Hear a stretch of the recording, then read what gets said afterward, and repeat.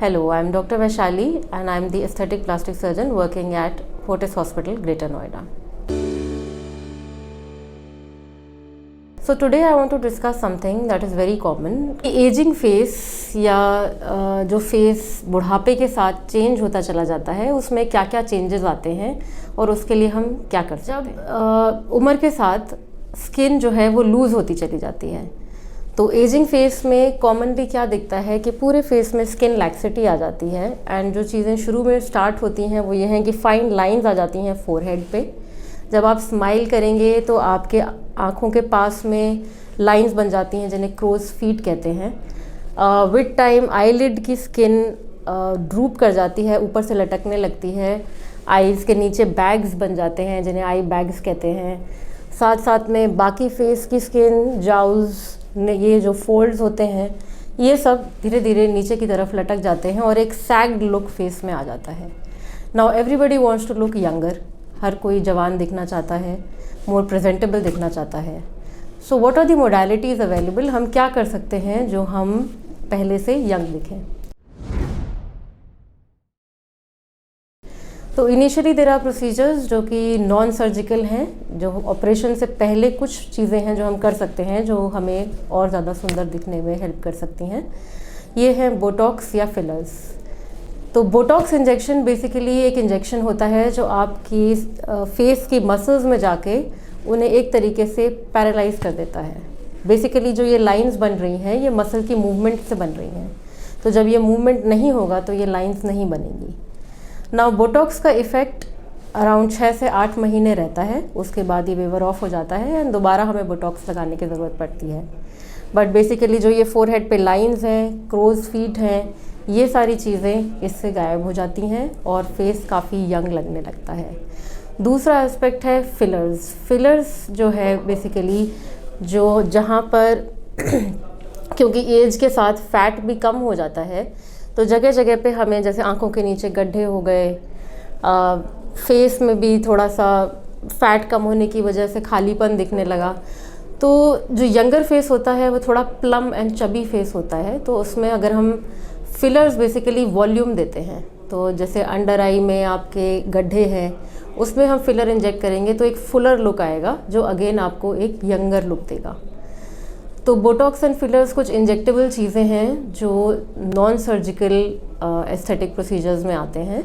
ये OPD procedure होते हैं। बेसिकली आप आएंगे एंड ओपीडी में ही इंजेक्शन लगा करके आप जा सकते हैं। So there is no down time at all. आपको छुट्टी लेने की या ब्रेक लेने की ज़रूरत नहीं पड़ती है एंड इनका effect over a period of week आ जाता है and it stays for around 6 months time. Definitely you would have to repeat it after that. Usually the dose required goes on decreasing with time. अगली बार में आपको उतना Botox या उतना फिलर नहीं रिक्वायर्ड होगा जितना पहली बार में रिक्वायर्ड था।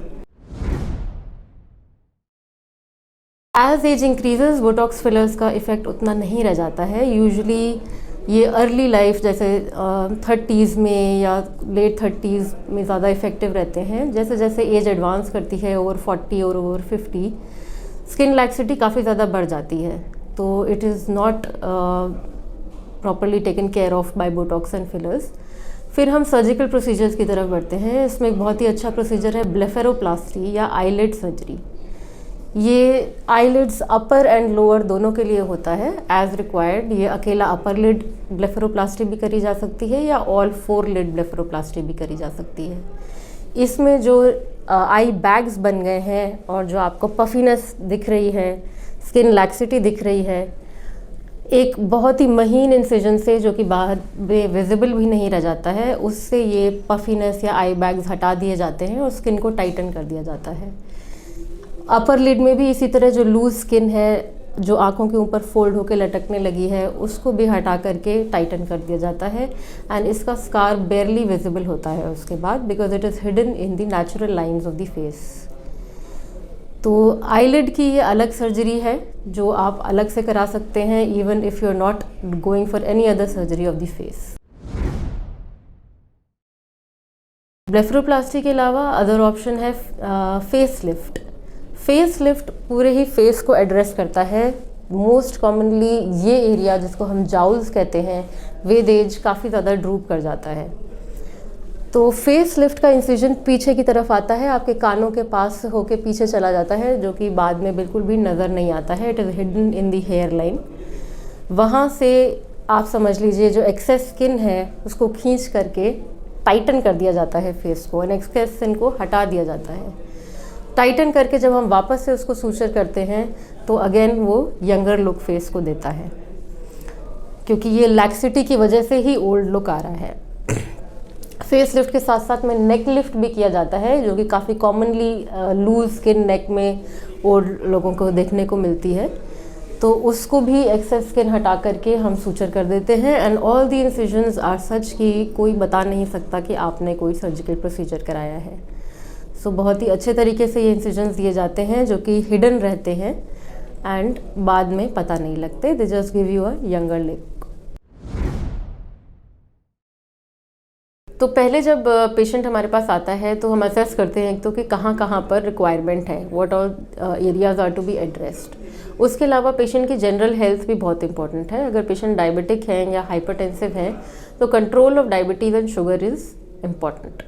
शुगर एंड बीपी दोनों चीज़ें कंट्रोल में होनी चाहिए। ये कोई कॉन्ट्राइंडिकेशन नहीं है, ऐसा नहीं है कि डायबिटिक या हाइपरटेंसिव पेशेंट्स ये नहीं करा सकते हैं procedure, but control of these disease is important, क्योंकि वो हीलिंग भी अफेक्ट करते हैं। अगर आपका बीपी ज़्यादा होगा या आपकी शुगर आउट ऑफ कंट्रोल होगी तो पोस्ट सर्जिकल आपको वुंड हीलिंग वगैरह में प्रॉब्लम आएगी। इसलिए control of these disease is very important.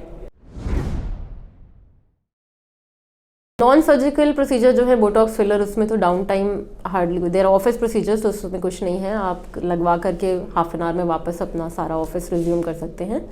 जो सर्जिकल प्रोसीजर्स हैं, ब्लेफरोप्लास्टी एंड फेस लिफ्ट, इसमें बहुत ज़्यादा इसमें भी डाउन टाइम नहीं है। 2-3 डेज़ में आप अपना रूटीन एक्टिविटी वापस से रिज्यूम कर सकते हैं। 1 वीक टाइम में सूचर्स आउट हो जाते हैं। थोड़ा स्वेलिंग एंड ब्रूजिंग रह सकता है अप टू 1 वीक, उसके बाद सारा कुछ नॉर्मल हो जाता है।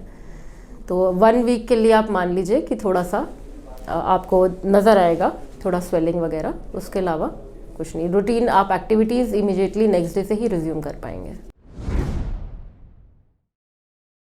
बोटॉक्स को लेके भी काफ़ी लोगों को लगता है कि ये इंजेक्शन ख़राब कर सकता है या इसके साइड इफ़ेक्ट्स होते हैं काफ़ी ज़्यादा, या इवन फिलर्स को लेके कि पता नहीं क्या साइड इफ़ेक्ट होगा, बट ऐसा नहीं है। इनका लॉन्ग टर्म कोई ऐसा साइड इफ़ेक्ट नहीं है। 6 to 8 मंथ्स में एज इट इज़ उनका इफ़ेक्ट वेयर ऑफ हो जाता है।